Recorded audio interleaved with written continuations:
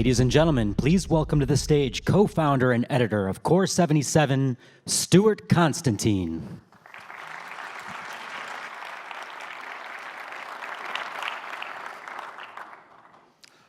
Good morning, everyone, and welcome to day 2 of Solidworks World 2019. I'm Stuart Constantine. I am a co-founder of Core 77. We are a publishing and media company based in New York, and we focus on design and creative industries, and we run a variety of online publications and programs that serve this audience. Our flagship property is core77.com, and it's an online publication and community historically focused on industrial design. And I say historic because next month we'll be celebrating our 24th anniversary, which is a number that surprises me as much as anyone else every day. On the website, we publish original content, stories about projects, interviews with designers, industry news, photo galleries, videos of events, and we host discussion forums and provide other information and resources to people interested in learning about industrial design. For the past 5 years, we've put on a conference in the fall, and we do other events throughout the year to help bring people together from our community. We run an annual awards program, and that program is open for entries right now if anyone's interested, and that recognizes and celebrates notable projects from throughout the year. The awards program covers more than industrial design, but also communications design, interaction, service design, crowdfunding, and other categories. We publish videos and put on, and are very active on other social media channels as well. The other main effort that we do is a site called coreflot.com, which is a portfolio hosting site and job board for designers and creative professionals.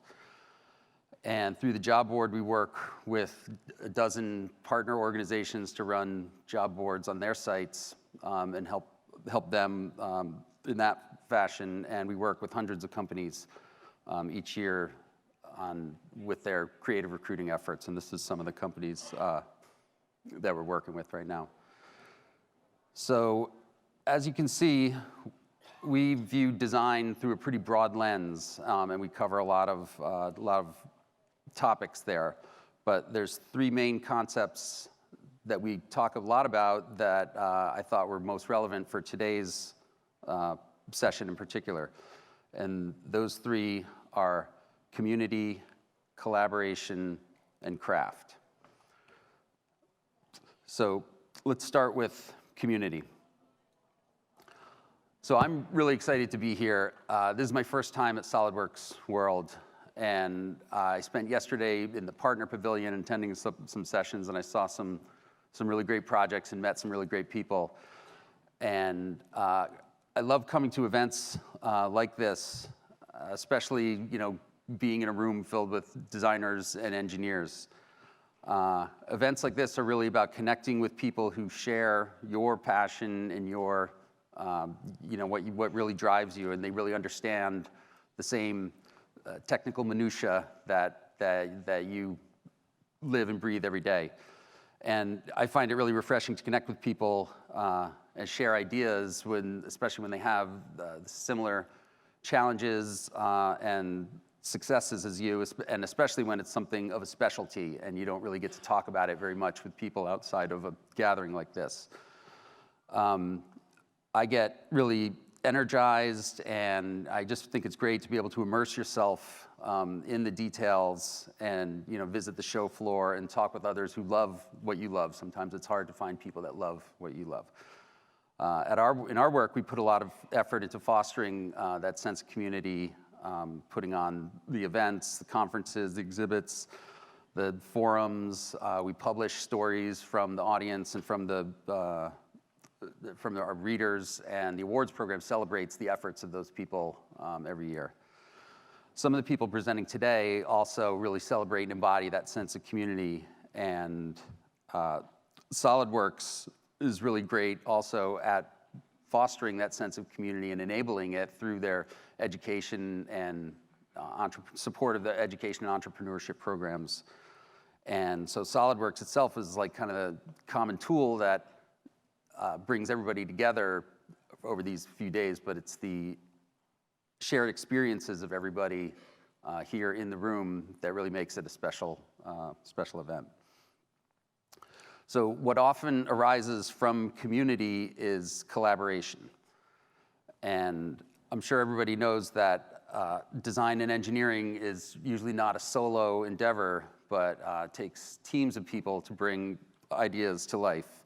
And a diversity of experience, skills, and insights makes for a better product. And whether that team is a few people or dozens of people, you really achieve more working together than by working alone, in most cases. So a project, for example, that we worked on collaboratively a few years ago is this sneaker you see on the screen. So we worked with the folks from Fila to do this, and our idea was to reference the colorway of the shoe to reference blue foam, styrofoam material that designers, used mostly in the past to make models in the shop, styrofoam and Bondo. So Fila had the shoe, they had the designs and the patterns for the shoe. Their sourcing experts found miraculously material that really looked and felt like blue styrofoam, and their shoemakers put it together, and then we told the story and brought it to the audience. And together, neither side would have been able to do that without the support and participation of the other, and the shoe came together really nicely. I thought we didn't actually sell too many of those shoes, so maybe modeling it after blue styrofoam wasn't the best idea, but we did preserve the creative integrity, throughout the program. So that was what was important.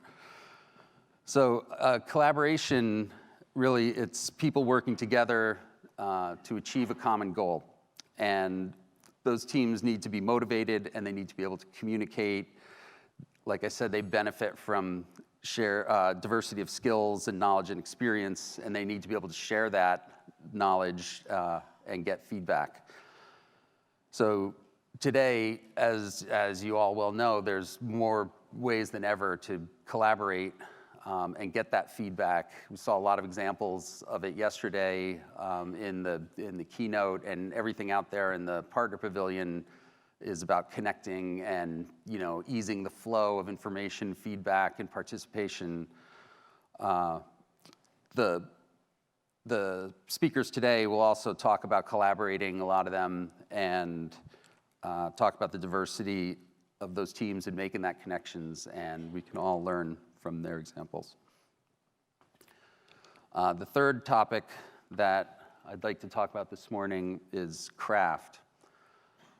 So the foundation of design and engineering is a depth of specialized skills and knowledge and a passion for solving problems and for making things better. Putting in hours needed to remove clutter, to edit, and to distill down to the essence of whatever it is that you're working on.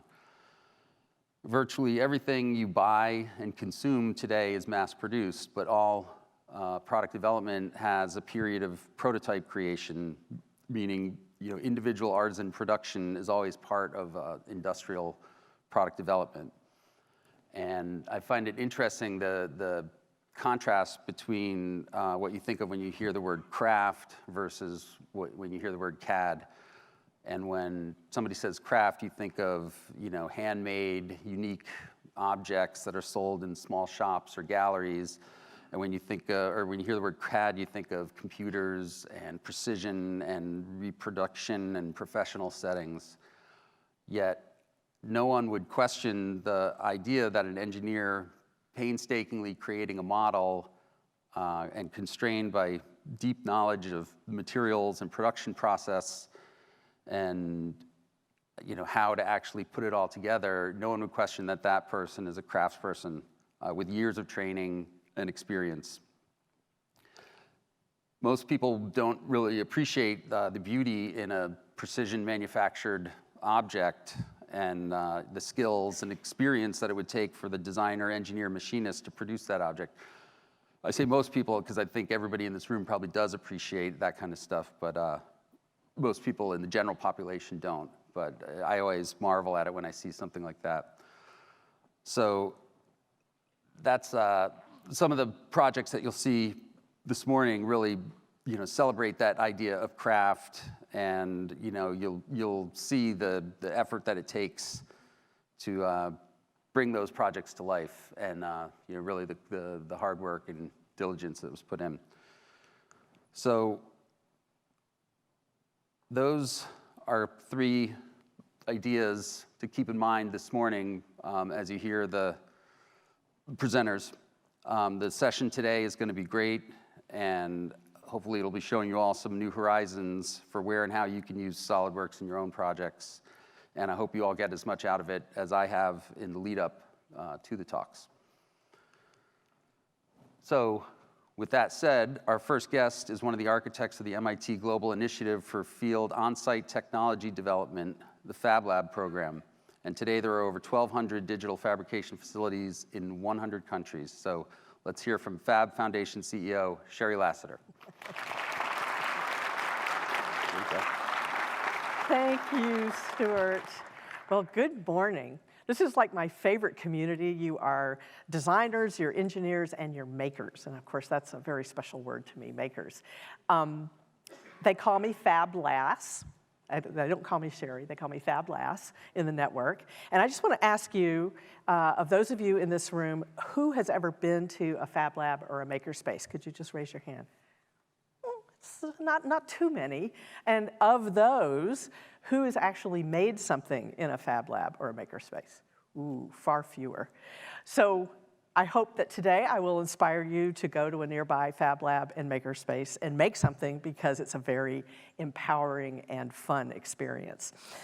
So let's start with, where did Fab Labs come from? The Center for Bits and Atoms at MIT, Professor Neil Gershenfeld sort of is working on merging physical science and computer science. So turning its into bits and bits into its. We frame our research around this idea of digital revolutions. So the first revolution was in the 40s, and it was around communications. The second was in the 50s, and it was around computation. And now we're sort of in the middle of the revolution that takes us from analog to digital fabrication. So rooms or factories full of computer-controlled equipment, and we're moving towards this world where you can program materials. And we're borrowing our ideas from biology. If you think about us as humans, we were built from a soup of amino acids and proteins. We sent a code of instructions, DNA or RNA, into that soup, and we ended up growing human beings. So this is what we're trying to do in the physical world with physical materials and programming. Fab Labs emerged from this work. A Fab Lab is a space where you have CNC routers and laser cutters and 3D printers and high-resolution milling machines combined with electronics and programming, and it allows you to make almost anything that you can imagine. So on the right side of the screen, I think you'll see there are projects that have been made in the Fab Lab, Fab Labs around the world. So we've made solar houses, we've made communication devices, transportation vehicles, et cetera, et cetera. It's a very, very empowering environment, and I hope you get to go to a Fab Lab or a makerspace to participate in this really fun activity. Since 2001, we've grown from 1 Fab Lab in rural India to 1,600 labs in more than 100 countries. And we're experiencing our own version of Moore's Law. We're doubling in size every year and a half. Now, if you add that 1,600 network of labs to all the maker spaces, innovation spaces, hacker spaces around the world, you've got more than 5,000 spaces that share some of the same tools and processes. So what we've done is, kind of by accident, serendipitously, we've built all together a global infrastructure, and we can leverage that infrastructure for business, for education, for social impact. And that's sort of why the foundation exists. The Fab Foundation is so that we can support this growth and we can support the kind of programs that will help people globally around the world. Just quickly going to the business side of things, all sorts of sort of micro enterprises, entrepreneurial efforts are coming out of the Fab Lab. One of the most famous ones is Ultimaker. Ultimaker started in a Fab Lab in the Netherlands. And then sort of at the other extreme, we have these beautiful labs in Mexico City and in Puebla, that are bringing community in, teaching them very basic digital fabrication and digital design skills, and then using those skills to create micro enterprises, family micro enterprises. And these two universities are right now incubating about 350 family micro enterprises, which is pretty extraordinary and which really, really has economic impact in their communities. Very, very exciting. And so, so business is one way you can leverage this global network. The other is education. We have a beautiful program called Fab Academy, which is basically it's a distributed campus, so each Fab Lab that participates is a classroom in a global campus. You have students work with peers in work groups and a mentor in their lab. What they do is over 20 weeks, you'll see these are two videos of projects that have come out of Fab Academy. But basically, in 20 weeks, they create a functional system using all of the tools and processes of digital fabrication that kind of proves their mastery. And this is where we see a lot of entrepreneurial projects emerge from. It's also creating economic opportunity by giving people amazing job skills and ability to run labs, because we're doubling in size every year and a half, so there's a great demand for people who can manage labs, industrial designers, that sort of thing. And we're also, so it's a beautiful program, but it's sort of outside of a school system. We're also getting pulled into K through 12 to help with STEM education. I'm not going to talk too much about it, but Scopes DF is the project, scaling a community of practice for education in STEM using digital fabrication. I apologize for the terrible acronym, but that's all I could think of. So at any rate, this is a website where you can go and find curriculum, and you can find professional development activities for teachers who want to use digital fabrication in the classroom.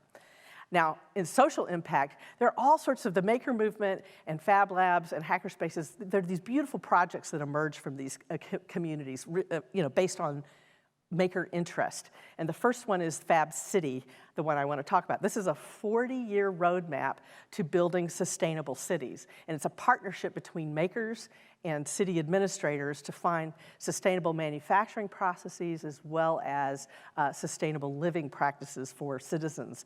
We've got about 22 cities signed up for this, including Amsterdam, Barcelona, Paris, London, Boston.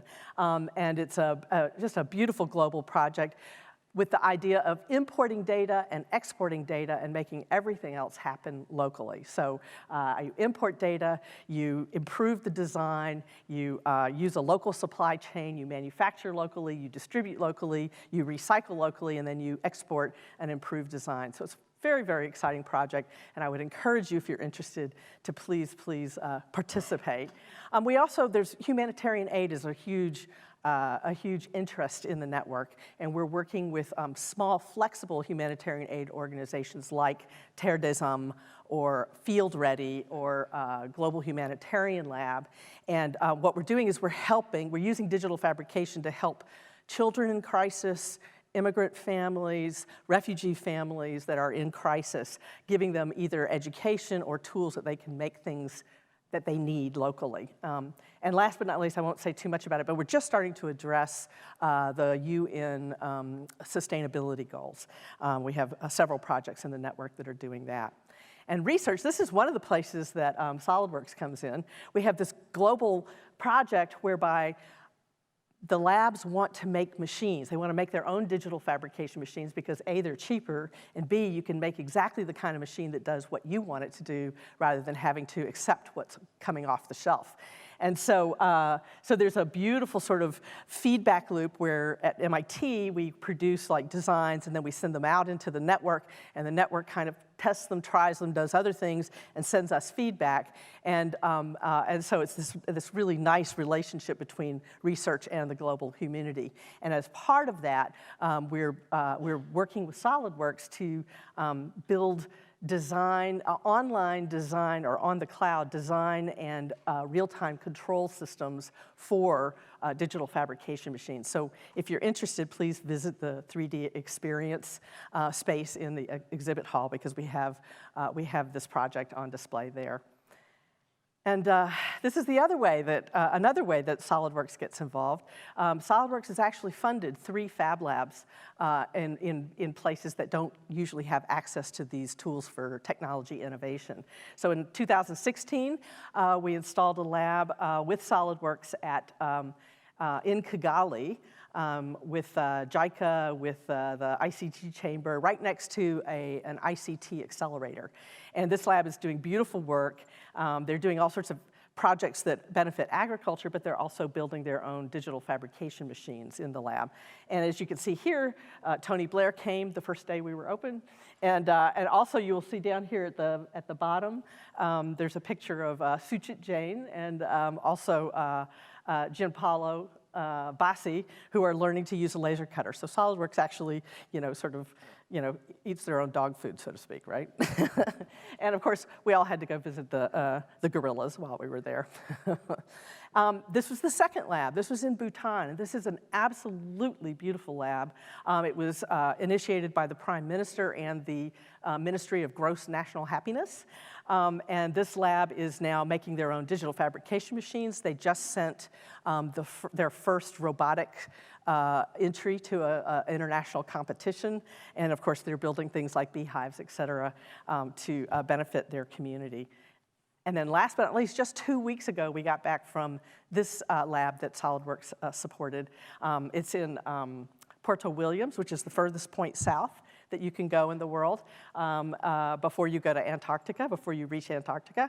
And it has 1,500 people in this community, and about 500 of those are children, and the rest of them work for the Navy.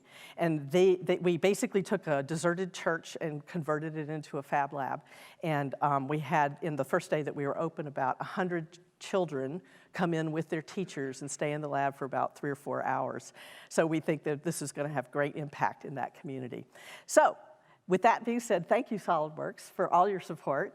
And I encourage you all, please come into a Fab Lab or makerspace in your community and make something. I don't think you'll regret it. Thank you.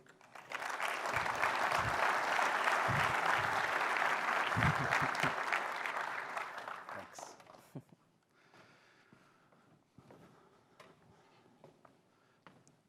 Thanks, Sherry. That was really, really exciting. The next group that I'd like to bring up is the Base 11 Space Challenge. Is a $1 million plus prize for the first student-led team to design, build, and launch a liquid-fueled rocket to space. And the team that's going to speak now is the Florida Tech Rocketry team, and they're working to be the first team to win this prize. So welcome Maria, Gage, and Kyle. Good luck. Thank you. There we go. So hello, everyone. We are Florida Institute of Technology team for the Base Lab and Space Challenge, Florida Tech Rocketry. I'm Kyle Bissonette. I am the chief engineer of our team, and I am a junior aerospace engineering student with a physics minor. Hi, I'm Gage Gosei. I'm the chief systems officer, engineer, for our team, and I'm a sophomore in mechanical engineering. And I am Maria Galvez. I am the CEO of the team, and I am dual majoring in astronomy, astrophysics, and planetary sciences. So what's the Base 11 Space Challenge? Last summer, Base 11 released a challenge through HeroX, where students must build a single-stage liquid fuel rocket, Asura said, to the Kármán line, which is 100 kilometers above sea level. I want you to give you an idea of this. You know that for spaceflight, the toughest thing to achieve is getting off the planet. And we happen to live in the toughest planet in the solar system to get out of. So the Earth is the only place where we can land and take off, and it takes the most LTV for a rocket to get out. So we are trying to overcome that challenge in the space industry, not only to the student level, but to the big companies level. A mission cost is actually evaluated on how much you can take out of the Earth. So how our students are going to achieve this? They need to design, write a PDR, make a static test fire, tester engine, a CDR, which is a critical design review. This is where all your decisions must be set for you to go into the building phase, and then finally launching your rocket. Taking into account all the data you collect and the knowledge you gain, write a few papers, and actually let know people how to do this. This is a challenge that we want to overcome and let future generations look at our papers and say, oh, this is how I overcome this issue. So this challenge also has as a side goal to give students experience, job experience. Recent graduates are having trouble getting into the right jobs in their fields, and engineers are retiring. So this competition is going to give us some experience for us to go out and say in our resume, I made a rocket that went to space. Another side goal is the diversity, of course. Some of you may know that the aerospace industry is dominated by white males, and they want to bring in women and people from other ethnicities as well. So Florida Tech Rocketry was actually born from a group of friends who saw this competition posted last summer, and through the Student Rocket Society, actually got the dean's approval amongst other requirements to get into the competition. Once the word was out about our team, about 150 people came to our kickoff meeting, and over 60 actually enrolled on the team. We have people from over 11 majors and 9 nations, having from different 15 states just in the US. Hitting that diversity goal, of course, we have 30% women. And so we all share a common goal, which is to be the first student team to build a spacefaring rocket. And on top of that, we want to make our university the first one to own a suborbital rocket meant for science research, so that we don't have to go out and pay other companies to launch our scientific payloads. Per se, another student team has a CubeSat and be capable to say, we can take your CubeSat with a university-built rocket. So how are we going to build this rocket, of course? Let my chief engineer tell you. The Base 11 Space Challenge has a very aggressive 3-year timeline. Right now, we're working towards March, which will be the requirement for the preliminary design review, where we have to present our general ideas for the competition and where we want to go. Right after that, we need to build the static test stand and the entire engine, and hopefully we will be able to test that over this summer. After that, we begin putting together our concept for building the entire rocket, which is the critical design review, due early in 2020. And once the rocket is completed, we will be hoping to launch it in late 2020 or early 2021. This timeline, 3 years, 15 months to the first window, gives us very little time to develop the rocket, but we hope to be able to complete it, and the vehicle will look something like this. Getting to space is really, really hard, as Maria mentioned. And we need an engine that will power our rocket all the way up 100 kilometers into the sky to the Kármán line. The rest of the rocket is going to have to deliver fuel, power, and control to that engine and survive the forces during launch. Our rocket could be as large as 8 meters tall, weighing over 500 kilograms. And the vehicle has to hold a payload and give it whatever it needs to gather science on the mission.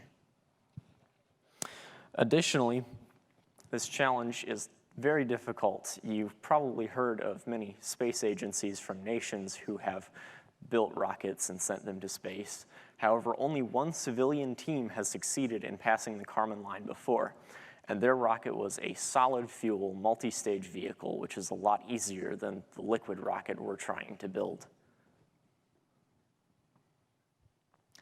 So for most of the stuff up until now, the team leads have been using Solidworks to present most of their preliminary CAD models like you see up here.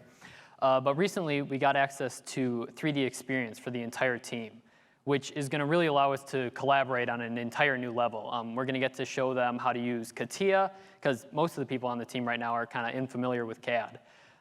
FEA, all the simulations that we're going to need to do with the rocket. And that's really going to allow us to collaborate much more. So we have 6 teams right now that are working on getting us to space. And they all have their each really unique and very challenging challenges, I suppose.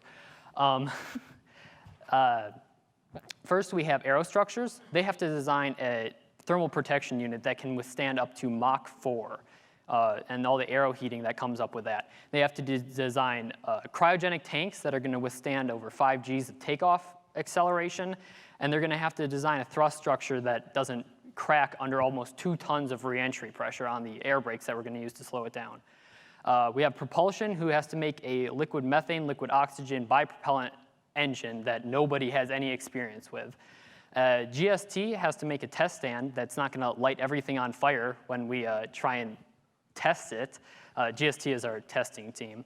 And then avionics has to do something that some nations struggle with and make sure that this thing is pointed in the right direction and doesn't flip around like some rockets that we've seen. Business has to find about $500,000 for us to fund this thing, which is not a small amount, especially for a college position like this. And safety has to make sure that none of us get injured or hurt doing it. All in all, we've made a lot of progress so far. We've gone through over 6 iterations of this rocket, and the newest one is very shiny. We're very proud of that. I'll pass it back to Maria. Yeah, so as you may see, we have a lot to do ahead of us, but this is something that hasn't been done before. And like we have been saying in this Solidworks World 2019, we're breaking horizons here. This is called New Horizons for a reason.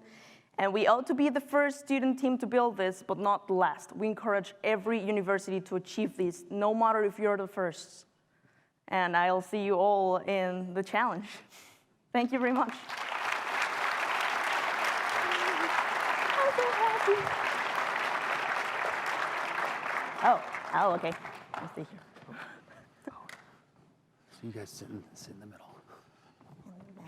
No, okay, yeah, keep it. Sure. So we'll just have a little Q&A period right now. So thank you, both teams, or both presenter and team, for those great talks. So it's pretty impressive project that you're working on there for the Base 11 team. You mentioned, Maria, on your resume, you wanted to put, I built a rocket that went to space. So I can comfortably say I don't think that line is ever going to be included on my resume. So good luck with that. Sherry, you had mentioned in some other interviews about how the workforce of the future needs the skills that you teach in the Fab Lab of digital fabrication. That's right. And you guys certainly seem to have those skills. But so if the digital fabrication part and CAD part you seem to have down, like what's been the biggest challenge so far in getting your program up and running? Oh, okay. So right now, I think our biggest challenge is we are trying to build an engine from scratch, and engines tend to have a lot of parts. Per se, if you want to do an active cooling system, the engine bell has to have all these tubes going around, and trying to weld that together is a lot harder than just designing it in a CAD and 3D printing it. So right now we have a Student Design Center, a makerspace, and a Fab Lab available, but we're looking into getting a metal centering printer to be able to achieve this.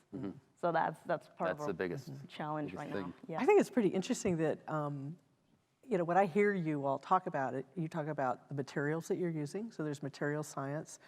What I think is going to be extremely difficult, and what you're already wrestling with, it sounds like, is systems integration, which is, it's all well and good to design something, but unless it works, right? Very much so. And how much time do you spend in actually doing your systems integration, or have you yet confronted that? So we have 6 different teams, like I said, and I go to each one of the meetings, which is 6 days a week for about an hour to 2 hours of my time. And I pretty much go between the teams and make sure that everybody else knows what's going on and make sure that all the right decisions are being put forward, and everybody knows what everybody else is doing. Yeah, basically Gage and myself are both entirely working to get these teams working together. And what we do is we go around and make sure every team knows what the other teams need and are going in the right direction so they won't work against each other. Okay, how does this relate to what you're learning in your classes at university? Ooh, I have to do aerospace here. Honestly, trying to work that flow calculation. Yeah, so we have classes, it depends on the majors. As we said, we have a very diverse range of majors, from business people to aerospace engineers, mechanical engineers. We are a tech school, so we have a lot of the engineers on our team. However, different people have different classes. Some of them are learning exactly what they need right now for this. I know I have a few classes that are showing me exactly the calculations we'll need to get the engine working. But there's also people who don't have any experience and are learning everything with the team as they go. Yeah, we have, after aerospace, the people who have the second largest major is astronomy and astrophysics, which is mine. I spread it around my department, and they were like... I actually really like your shirt, by the way. Yeah, and a lot of them approached me and said, but hey, we're scientists. Like, I want to build a rocket, but all I know is how to look at stars. Yeah. So I encouraged them to say, we're going to be building payloads in the future. It'll be good to learn how rockets work. So when you approach a company, you can be like, okay, your rocket is not capable of actually sending my satellite, sending my telescope, and so on. So those are the ones who are getting the most experience out of this. Yeah. By the way, there are 2 female CEOs up here. I just want you to know that. Right? Proud of that. Yeah, thank you. And so I have a question for you. Yeah. What are the limits of a Fab Lab, let's say, with a project of this magnitude? Like, we sometimes have to fit the body tube rocket inside of one of our student design center. Actually has this huge garage, and it has a setup, and I don't know, like getting the rocket in there, trying to machine it. What do you? Well, I would say that most Fab Labs and makerspaces have the capabilities that you need, but not necessarily of the size, or they might not be able to handle, say, as you were talking about earlier, metal 3D printing, right? So you might be able to, prototype and learn some basics there, but then when you get to the point where you need to do metal or you need to do really large, you would probably have to go to a different space, I think. But just about everything else you can do in the lab. Yeah, and we have been, I may say. Yeah? Thank you. Where's the lab for you? We are set up in Melbourne, Florida. I actually have seen one of your Fab Labs near our apartment. Oh, really? Yeah. Oh, cool. Okay. Yeah. And there's a Fab Lab in Melbourne, outside of the school. Yeah, it's outside of the school. Inside of the school, we have a makerspace, the Harris Student Design Center, and we have another access to Fab Lab in Titusville, which name I don't remember. I'm Space sorry. Coast Fab Lab. Space Coast Fab Lab. Thank you. Oh, that's right. That's right. Wonderful. So Sherry, when you're starting a new Fab Lab location, what are some of the challenges there? Like the ones you've shown were pretty remote. Yes, those are remote, and not all are that remote, but it really requires a local champion. It requires somebody locally who really believes in this kind of education and in this kind of outreach, and that can bring both resources and community to that space. That's the most important part, actually. The equipment, if you build it, and you have the right community, then it usually works, right? Yeah. But if you don't have that kind of commitment from inside the community, it doesn't work. So it's about activating the local population, getting them to participate? Exactly, yes. So how does an individual join, or did they just show up? Do they walk in and say, I want to work here, or do you? Yeah, I mean, I suppose, to become part of the network, it's opt-in, right? You just have to kind of believe in what we believe. We have a little charter that says, I will do no harm, I'm not going to take over the lab for my own personal manufacturing facility, those kinds of things. But if you opt in, you're a part of the network. And so we try to be very inclusive. Fab Labs have been very fortunate. We have a high percentage of female participation, more around 40% or so, which is pretty good for the sort of maker movement in general. I'm not sure why. Maybe you can speak to that. I can't, but it's pretty special for us. That's amazing. Yeah, it's actually one of our only chemical engineer majors is a female. She was the one who helped us out set up the fuel choice and all that. Nice. Yeah. And the collaboration, within the lab, is it something that's just organic? It just comes Do you up? guys, how does it work for you when you're in the lab? How you say? I don't know, that's a pretty good question. Oftentimes you can be working on a project of your own and you'll meet somebody else who happens to be interested in that and suddenly wind up on a team working for years on a project like that. And it just springs up out of nowhere just because you're in a space with common interests.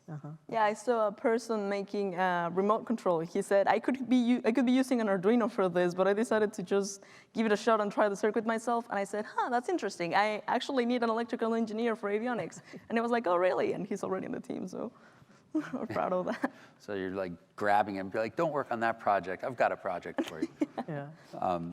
So the managing the team, you said there's 60 people on there, is probably quite a task. Yeah, we actually just started a system of attendance and get a hang on everyone, having everyone on the team list, setting up a website so we know who wants to apply, who wants to no longer participate in the team. You need an HR group. Yeah, pretty much. So, and actually our business group is one of the smallest sub-teams right now because, you have this technical school and you're telling students, here's a space challenge and they all want to go into propulsion and you're like, but we already have too many You're like, people in no, propulsion." we need you on marketing. Yeah. Yeah. Like, do you like some outreach? That's a with tough you? sell. What about, Sherry, for the in that network, the Fab Foundations network, is each one independent? Do they ever work together with other groups? Or? Yeah, every lab that comes up really meets its own community needs and interests. More importantly, its interests. And so there are some communities that want innovation spaces and sort of accelerators.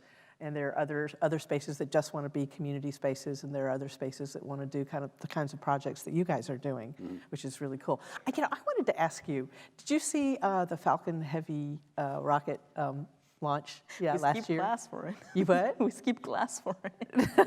Almost nobody was in class at that time. Really? All the professors either put it up on their screen or like, get outside, we're watching this. So they actually have, we drive up to Cape Canaveral. There is a spot, they call it the F1, it's next to the, one of the aerospace museums. One of the things SRS coordinates is when classes aren't running, rocket launch viewing for as many people who are interested. Nice. And we try and find locations around the Cape that are good places to go and see launches. I know a lot of students were up on Cape for the Falcon Heavy launch and very excited for it. Yeah. Well, so it's interesting because Elon Musk is kind of, one of the leaders in a new industry, basically. And so do you want to work for Elon or do you want to work for yourself? That's an interesting question, actually. I think that more than aspiring to go other companies, we have gotten into that decision matrix where you say, we can actually start our own and think about maybe instead of signing deals with the military, getting scientific payloads up there. There is a lack of support for most research right now. So I know that, for example, we had amazing missions from NASA going Cassini, the New Horizons mission, Juno, and there has never been a mission to Uranus. There has never been a mission dedicated to Neptune. And I think that making a startup focus on that, on my personal belief, would be better than going into a company that already has a goal. That's interesting. I want to work for Bezos. Well, he's probably watching. So. Yeah, you are. Give me a job. All right, great. Well, thank you all again. Some great projects, and you've got a bright future ahead of you. And I'm sure there's plenty of willing sponsors out there on the partner floor. So. Oh yeah. Okay. Thank you. All right. Thanks. Thank you. Here, I have the. Yeah, I was gonna say. So thanks again for that. That was really great. Our next presenter is Matt Schmotzer, a systems engineer working at the Ford Motor Company by day and designs replica roller coasters by night. So please welcome Matt. Thanks. Good morning, everybody. So I am a hobbyist, maker, and engineer, and I'm going to talk about what I make as a hobbyist today. So just a little bit about me. I graduated from Purdue University with a mechanical engineering background. I work professionally at the Ford Motor Company in fuel systems, and I've always had a strong interest in roller coasters ever since I was little and to this very day. So a lot of people say, why roller coasters and what am I trying to do? So I make 3D printed model roller coasters with the awesome concept of making them work. There's a lot of people that make static roller coaster models, and I wanted to make actual working model roller coasters. So back when I was really little, I would ride them and I'd try to use hot glue guns, balsa wood, or any other like PVC material around the house to kind of like Mod Podge these things together. These are the actual first creations up here that I created in my parents' basement that didn't really work out so well because I didn't really have the tools that I really needed to make something that actually worked. And that's kind of where Solidworks came in, where I could actually design and create something in CAD that I could then go and create something that worked. So I've always had this desire to go and create roller coasters, and I figured, let's start with models and maybe someday we'll get there, right? So let me dive into what the idea was. So I had all this interest with 3D printing, laser cutting, CNC milling. I am an active member in one of our local maker spaces in Detroit. So I set out to make the dream happen, and I decided I'm gonna make a working model roller coaster, which is actually here in the Hive at SolidWorks World. You can go check it out. It's in Vertigo at Kings Island, which is located in Cincinnati, Ohio. And the scope of this project, for me at least, was to get something that worked. So I needed to make sure it was small. I needed to make sure it fit in my garage. And I wanted it to be a ride that I could actually say that I've ridden and been on. So I chose to do in Vertigo, and I wasn't really thinking too clearly about the lift hill, which was actually the main challenge of this project. So a lot of people would say, well, why this ride? It has its own challenges of like the lift hill, and I was able to overcome that by using the design tools in SolidWorks to make sure all the mechanisms of that lift hill would work, which is really cool. So I'm gonna go into a little detail about how I actually go and design these rides. So I don't know if any of you guys have played Roller Coaster Tycoon, Planet Coaster, No Limits Coaster Simulator. There are a lot of fun games out there. One of the cool things about No Limits Coaster Simulator is you can export your ride layout data into Excel and then import that into SolidWorks. So you can design your ride in a video game and then import that into an actual design software like SolidWorks, which is what I use, and create a skeleton to then go and design your ride. So that was pretty much the process. And then once you design it in SolidWorks, you can go 3D print it, or heck, you could even send it to a shop and they will make you actual steel coaster tracks if you have $10,000 on hand. So I just use what's handy to me. So I use 3D printers, laser cutters, and that's how I can go and assemble the tracks. So these are just a couple of snapshots of some of the design work with the trains and the track pieces.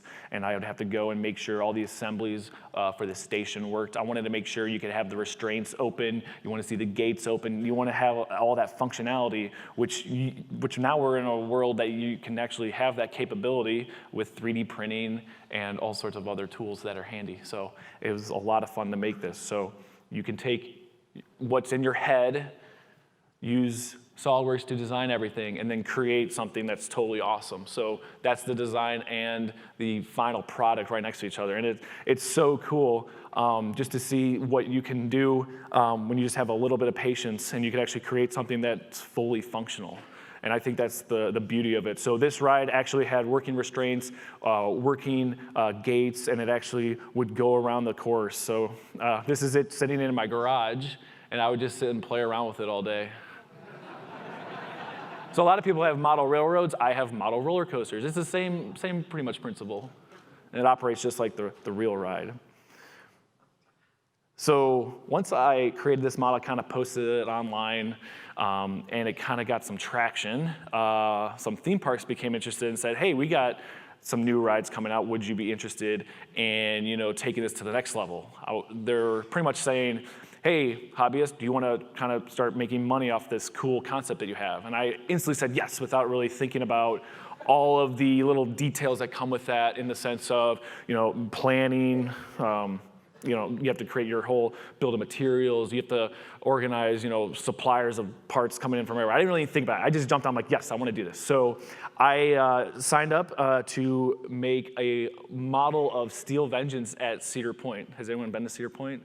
It's like the roller coaster capital of the world. Yes. So they had a new ride that came out last year. This is the actual screenshot from SolidWorks. There's over 900 parts in this assembly. My computer does not like me every time I load it. And what was cool about this project is that they gave me the skeleton of the actual ride, and all I did was just shrink it down. I didn't have to go and do any adjustments. I didn't have to wing it. I got to work off the actual data, which actually came from AutoCAD, and it was really cool because you can just take those splines and import them directly into SolidWorks and then design based off that. So it's really cool to be able to work across platforms in that regard. So this was what they gave me, and I went to work designing every single piece of wood on this ride. Well, not every single piece of wood, but the ones that were critical, right? And I would go and design, and this is kind of what turned into Steel Vengeance, which is actually at the park in their museum.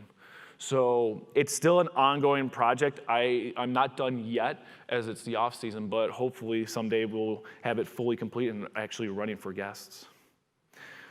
So coming from that, I was off to the next coaster, which at that point I thought, well, maybe I should take a break, but me being me, I wanted to keep going and work on the next ride. So I was actually talking to some of the folks here at SolidWorks, and they said, so what's next for you, Matt? And I'm like, well, I want to make Batman the ride, and I'm actually working on it here in the gaming lounge, so I'm actually assembling the pieces together, and hopefully in the next few months we'll actually have a working Batman model.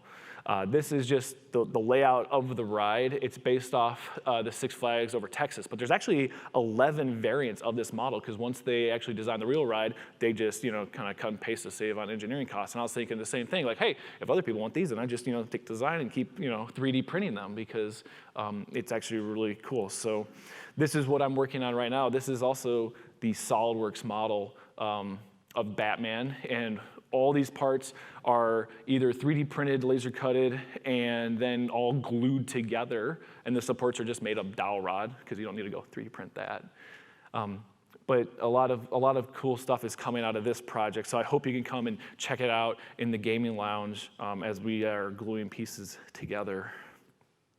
And with this new ride, I took all the lessons learned from the previous roller coasters. I was able to apply new design techniques where I would split the track pieces into sections. And what we would do is actually, I enrolled my wife to help me create an application that would go through Excel and nitpick all the track sections so I could just import it using a macro, and then I would just go in and design all the track pieces from the track section. So it's just the spline. So it would come in, and then I would just go to work just making the track sections. And there's just me going and then putting them all together. So it's actually a really quick process. So you can follow me. I'm trying to keep up on my Instagram and YouTube channel. And I've, unlike other companies, I'm doing this for a hobby. As I said, professionally, I work in the automotive industry. This is strictly just for fun. as I said, other people have different interests, but I like roller coasters.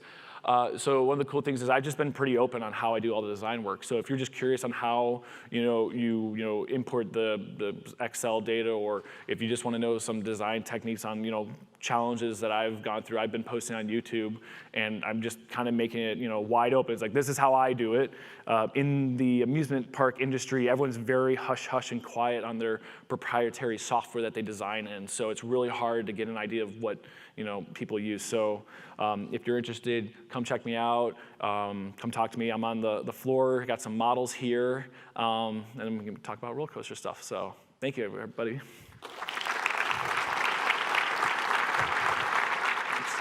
Yep. Thanks, Matt. That was pretty awesome. So our final presenter for this morning is Dr. Bob Crockett. He's from Haptics, and Haptics gloves bring your real hands into the virtual environment and enable a new suite of enterprise VR solutions. So welcome, co-founder Bob Crockett. Thank you.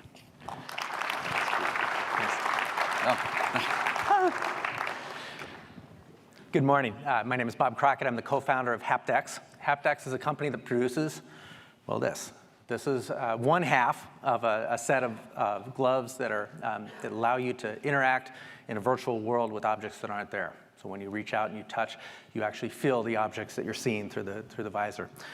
And it's a real treat to be here at Solidworks World because honestly, we view Solidworks as a real partner in getting us to where we are right now, and then of course moving forward into the digital ecosystem of keeping things in the virtual world for as long as possible. So we've used SolidWorks to date to get here, and we expect to continue to use SolidWorks to allow us to build the ecosystem of this type of design in a virtual world. So when we talk about interacting with objects that aren't there, the whole key is natural touch. And there are gloves out there that say they're haptic gloves. Haptics just means the feedback that you get when you touch an object. But you know when it's not natural. The easy way to do haptics is with buzz. I mean, you have this on your phone. You get a simulated feeling of something going on, but it doesn't feel like touching an object. It's actually really, really hard to, believe me, it's really, really hard to build a system that tricks your brain into thinking that you are touching something that isn't there. The first component of it is touch. And when we talk about touch, in order to make it a realistic touch, you have to physically push into your skin, in some places up to about 1 millimeter on your hand and even larger depths over the rest of your body, in order to get that sensation that you are truly touching something. So our gloves have about 130 individual tactile pixels, little points of where they're actuating and pushing into the skin in the same way that a real object that you were interacting with would compress your finger. That's not enough though, because if you don't have the ability to stop your hand from going through an object, you're gonna feel like a ghost in this world. You can reach out and interact with things, but you can put your hand right through it. So the other key component to touch is force feedback. It's the ability to if I was to grab a virtual coffee mug, to be able to stop my hand from going through that mug while I'm getting the tactile sensation on the underside of my palm, that is the same interaction I'd get if I was reaching out and grabbing a real cup. And then the third component of natural touch is very, very precise motion tracking. So you can imagine, and by the way, just as a side note, all of our interactions are running on a physics engine. So when we are interacting with a physical object, it's all based on contacts and force vectors. And if you're wrong by 1 millimeter, the difference between a soft touch and a hard touch it just doesn't work. So we have to have sub-millimeter precision in how we track each individual finger in order to get that true interactive natural touch. And when you do it right, when you get above that bar of believability, your brain fills in the rest. It's really pretty amazing. If you're below that bar of believability, it's uncanny, it doesn't feel natural, and it just kind of pisses you off in some way that you might not even be aware of. It's just wrong. When you're above that bar, your brain fills in pieces that aren't even there. We've had people in the demos. How many people have had a chance to interact with the demo? Okay, not many. It's in the XR zone, so I encourage you to at some point while you're here, come try it out. Because in this case, it's not seeing is believing, it really is feeling is believing. But we've had people come back and tell us how they felt the individual fur and the warmth of a deer we have in one of the interactions, or a fox. And those aren't there. It really is amazing. When you get immersion, true immersion, your brain gives you a pass on the rest. So I mentioned that we are very pleased to be here and to have worked with Solidworks to get us to this point. As a startup company, we've been doing this for about 5 years now, and we wouldn't be able to, as a small company, as a startup company, develop a product with this level of complexity without Solidworks. It's interesting. I'm a professor at Cal Poly in San Luis Obispo, and most of the early employees were Cal Poly students. And the one thing that every one of the engineers knew was SolidWorks. So I gotta hand it to SolidWorks in terms of embedding themselves in the academic sphere. That is what people know, and it's worked with us as we've evolved and as we've grown in capabilities.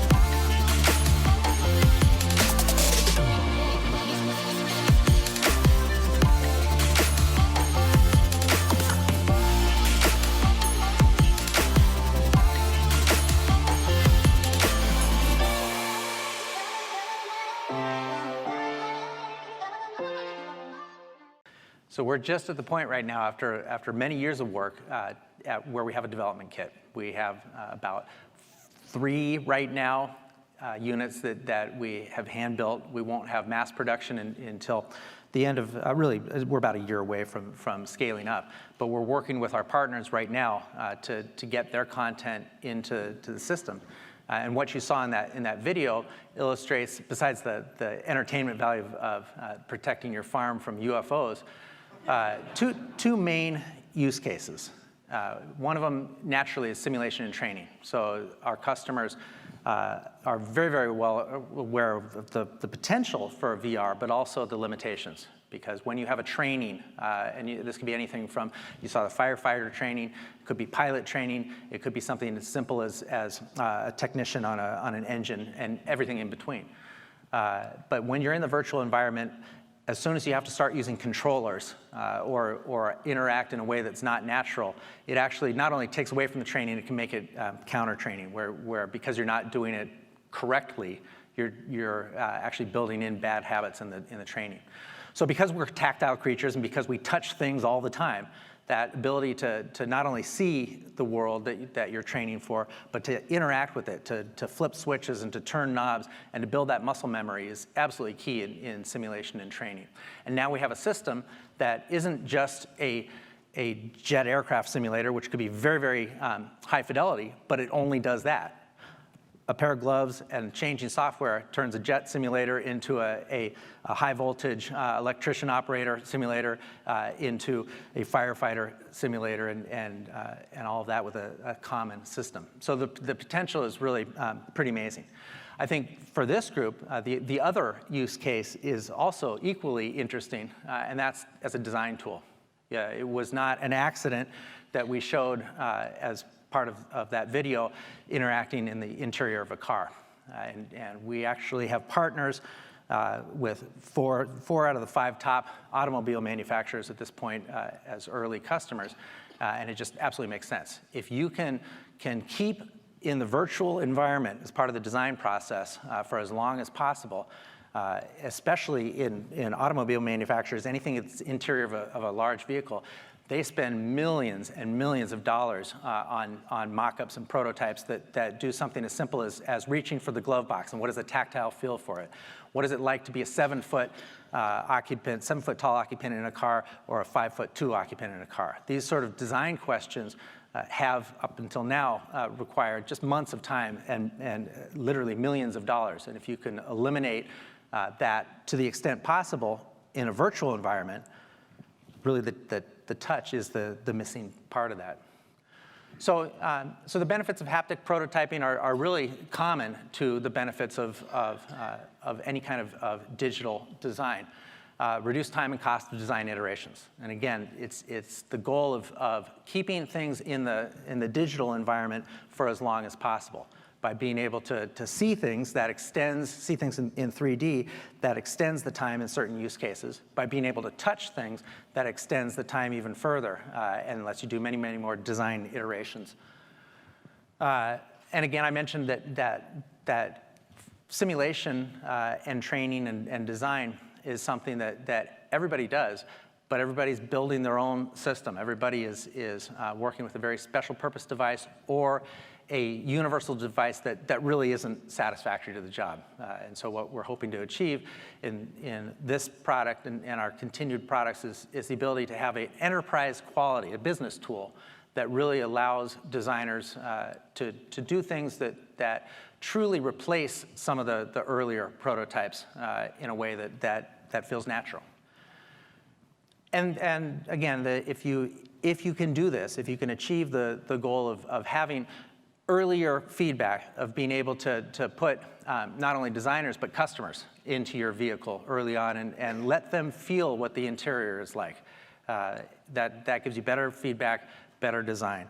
And this is no news to this audience, because that's what SolidWorks and other three-dimensional modeling tools have done up to this point. We see this as the evolution of the continuing digital environment.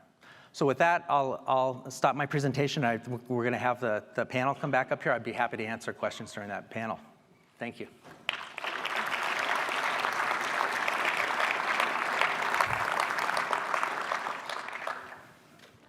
Thanks.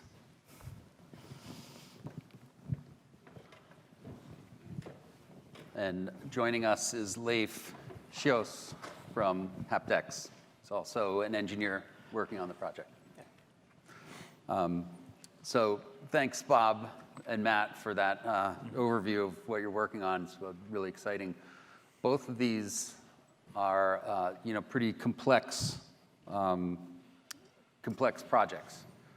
And the gloves, I understand, are kind of pre-production, sort of beta. This is about we'll call it the last prototype. It's a development kit, and it's on the pathway to commercialization, but this is the last of our one-off type designs. And how long does it take? Like, how many hours goes into actually you live this every day, so the object there? We worked on this particular glove on just the mechanical side, about 7 people, most of them full-time, for almost a year. So. Wow. So it's a lot of effort. It is a tricky challenge. You have a combination of soft fluidics. So this is driven off of a pneumatic system. So we have essentially a air-powered circuit board that's contacting the skin, and then hard pieces that have to be rigid, pieces that have to flex. The integration of electronics and existing components. There are how many pieces approximately in this? Hundreds. Yeah. And Matt, you mentioned at the end of your presentation that your process was a really quick process.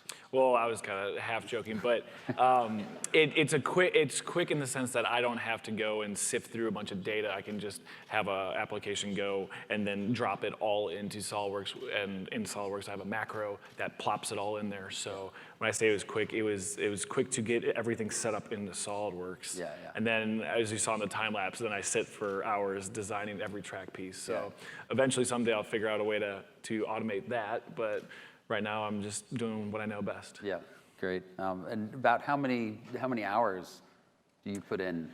I should be keeping track, but so for the Steel of Vengeance model, the wooden one, between my wife and I, we put in over 1,300 hours Wow. of just assembly work. Well, congratulations for your wife. Yeah, that's awesome. I don't know if my wife would put in that time for one of my hobbies. Yeah, she's very, very supportive. Yeah, great. So the wooden one, so you're hand building, hand assembling Yes. each part, and I suppose you do hand assembly of the 3D printed pieces. Correct. Also. So we will, kind of every tool has its own application. So for all the 3D printed parts, I try to make them like the real rides and have them bolt together. So I have like itty bitty M2 fasteners that I'll be wrenching on. Yeah. But anywhere where I can't fit, hardware, we glue. But it's all hand put together after it comes off the 3D printer or the laser cutter. Yeah. What kind of 3D printer do you use? I use an assortment of 3D printers, mostly the hobby grade ones, but I have Lulzbots. I love my Form 2. I have a Form 1 Plus. Those are for the high detailed parts that you need that high resolution. Mm-hmm. And then I have a couple of other, FDM style printers. And then I have access at our local makerspace for the laser cutters. And then we also have CNC routers that we use. And I guess a little more information is I use that to then plot the footer locations. So I have a machine go and just bore out the holes for the footers in the table so I don't have to go measure everything. Mm-hmm. So I try to automate as much as possible. Yeah, good. And so just the usual sort of 3D printers that people would have at their houses. Exactly. As I said, this is a hobby for me. I don't have like the nice, it's funny that you mentioned that because at work we have, the high-tech Stratasys machines and, all sorts, like actually we have like an all assortment that like, wish I could have hands on, but as a hobbyist, I'm only, able to afford what everyone else is. So, but I'm able, but that's not a limitation. You can work around that. Yep. This guy has a bunch of Form Labs Form 2 parts in it. So. That's awesome. Yeah. See, I would like to get my hands on that, and you can take it into the little roller coaster model and play around with Absolutely. that, right? Yeah. Well, you guys should. This is great. Should connect. If only we could bring you together. Absolutely. So like you said, you guys have a booth in the Partner Pavilion. Yep. And your model is on display at the Hive and also under construction there in the Partner Pavilion. So I would encourage everybody to stop by both and try it out for yourself. Yeah. So great. Well, thank you for thank you. presenting this morning.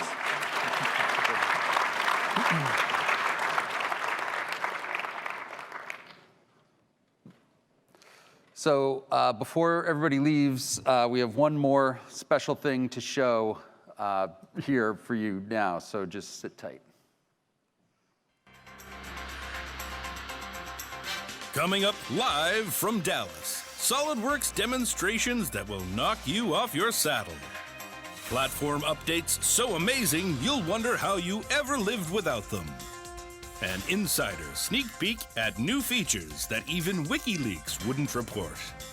All this, along with the latest news, weather, sports, and investigative reporting you've come to rely on. Coming to you live from high atop our Channel 3 DS studios. This is the Solidworks News Network with your hosts, 5-time QB award-winning broadcasters Mark Barrow, Megan Duane, and Michael Steves, plus sports with Jeremy Regneris, Mark Schneider on weather, and your investigative reporter, Jan Keeley.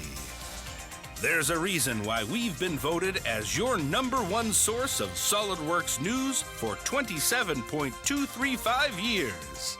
It's because of reporting like this. Is this thing on? And teamwork. I make this look good. You see it, don't you, buddy? Get all this and more right here on the SolidWorks News Network. For a SolidWorks 2020 preview, tune in Wednesday, 8:30 a.m. Hall D.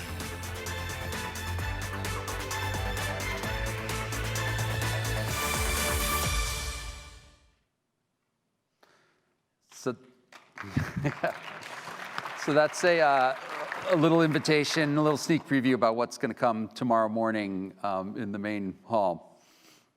And you can see that tomorrow morning in the main hall. The general that's at 8:30, and the general session there starts at 10:30. And the last thing to mention is that tonight there's a special event, and buses are leaving from the lobby D of the convention center between 7 and 8:30. So I hope to see you all there at the event or on the buses. So thanks again for coming this morning.